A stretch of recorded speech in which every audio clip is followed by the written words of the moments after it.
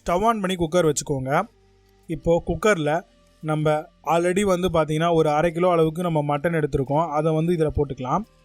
இப்போது வெங்காயம் வந்து ஒரு 3 வெங்காயம் நல்லா சாப் பண்ணி சேர்த்துருக்கோம். 2 தக்காளி சாப் பண்ணி சேர்த்துருக்கோம். இஞ்சி பூண்டு பேஸ்ட் ஒரு ஃபுல் ஸ்பூன் அளவுக்கு சேர்த்துக்கோங்க.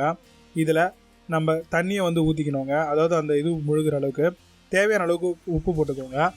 கடுகு எண்ணெய் ஒரு 2 ஸ்பூன் அளவுக்கு சேர்த்துக்கோங்க. சேர்த்துட்டு இதை நம்ம வேகிறதுக்கு விசில் விட்டு எடுத்துக்கலாம். இப்போ ஒரு மிக்ஸி ஜாரில் 2 பச்சை மிளகாவை சாப் பண்ணிவிட்டு ஒரு கைப்பிடி அளவுக்கு கொரியாண்டரு, அதாவது கொத்தமல்லி, தயிர் 100 மில்லி சேர்த்து நல்லா வந்து மிக்ஸி ஜாரில் அரைச்சி எடுத்துக்கோங்க. இந்த அளவுக்கு பேஸ்ட்டாக இருக்கணும்.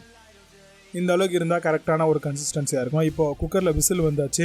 இப்போ ஸ்டவ் ஆன் பண்ணி வேறு ஒரு பேன் வச்சுக்கோங்க. பேன் காஞ்சதும் அதில் தேவையான அளவுக்கு நம்ம ஆயில் சேர்த்துக்கலாம். ஆயில் நல்லா காஞ்ச உடனே இப்போ நீங்கள் பார்க்கக்கூடிய மசாலா எல்லாத்தையுமே வந்து சேர்த்துக்கோங்க. சேர்த்துட்டு நல்லா வறுபடட்டும்னு வெயிட் பண்ணுங்கள். இந்த டைமில் நம்ம இன்னொரு 2 வெங்காயத்தை நல்லா சாப் பண்ணி சேர்த்துருக்கோம். அதையும் வந்து நல்லா வந்து ப்ரௌன் ஆகட்டும்னு நல்லா வறுபடட்டும். இப்போ இஞ்சி பூண்டு பேஸ்ட் ஒரு ஃபுல் ஸ்பூன் அளவுக்கு சேர்த்துக்கோங்க. சேர்த்துட்டு நல்லா கலரி விட்டுருங்க. இப்போ எல்லாமே நல்லா மிக்ஸ்அப் ஆகட்டும். 2.5 தக்காளி நம்ம சேர்த்துருக்கோங்க. அதையும் நல்லா மிக்ஸ் பண்ணிக்கலாம். வதங்கின உடனே நம்ம கருவேப்பிலை ஒரு கைப்பிடி அளவுக்கு சேர்த்துட்டு நல்லா வதக்கி விட்டுறலாம்.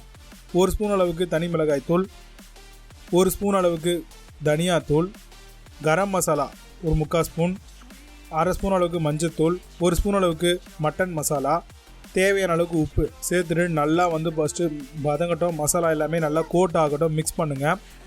தேவையான அளவுக்கு கொஞ்சமாக தண்ணி சேர்த்துட்டு நல்லா வதக்கி விடுங்க. நல்லா மசாலாலாம் மிக்ஸ்அப் ஆகட்டும். கொஞ்சம் கொஞ்சமாக தண்ணி சேர்த்து நல்லா மிக்ஸ் பண்ணுங்கள். இப்போ இந்த அளவுக்கு நல்லா மிக்ஸ்அப் ஆகி வரட்டும். இப்போ மட்டனை ஓப்பன் பண்ணோம் அப்படின்னா நல்லாவே வெந்திருக்கும். அதை நல்லா மிக்ஸ் பண்ணிக்கோங்க. மிக்ஸ் பண்ணி ஓரமாக இருக்கட்டும். இப்போ அந்த மட்டனோட தண்ணி ஃபஸ்ட்டு கொஞ்சமாக ஊற்றிக்கோங்க. ஊற்றிட்டு நல்லா கொதி வந்தோடனே திரும்ப வந்து பார்த்திங்கன்னா இருக்கிற மட்டன் பீசஸையும் நம்ம ஆட் பண்ணிக்கலாம். ஆட் பண்ணி நல்லா ஃபர்ஸ்ட் மிக்ஸ் பண்ணி விட்டுடலாம். நல்லா கொதி வருங்க. இந்த அளவுக்கு கொதி வரும்பொழுது நம்ம ஆல்ரெடி அரைச்சி வச்சிருக்கக்கூடிய அந்த க்ரீன் பேஸ்ட்டை நம்ம இதில் வந்து போர் பண்ணிக்கலாம். அந்த கர்டு க்ரீன் பேஸ்ட்டு இப்போ இதில் கொஞ்சமாக தண்ணி ஊற்றி அந்த மிக்ஸி ஜாரையும் வாஷ் பண்ணி அப்படியே அந்த தண்ணியை ஊற்றிடலாம். இப்போ நல்லா கொதி வரும்போது கொத்தமல்லி தழையை நம்ம மேலே போட்டுட்டு நல்லா வெயிட் பண்ணுங்கள். தண்ணி கொஞ்சம் சுண்டட்டும். இப்போ நல்லா உங்களுக்கு சுண்டி வரும்போது நல்லா ஒரு கிரேவி கன்சிஸ்டன்சி வரும். இந்த டைமில் நீங்கள் என்ன பண்ணுறீங்க, ஸ்டவ் வந்து ஆஃப் பண்ணிக்கோங்க. ஸ்டவ் ஆஃப் பண்ணிவிட்டு இப்போ தாராளமாக சர்வ் பண்ணலாம்.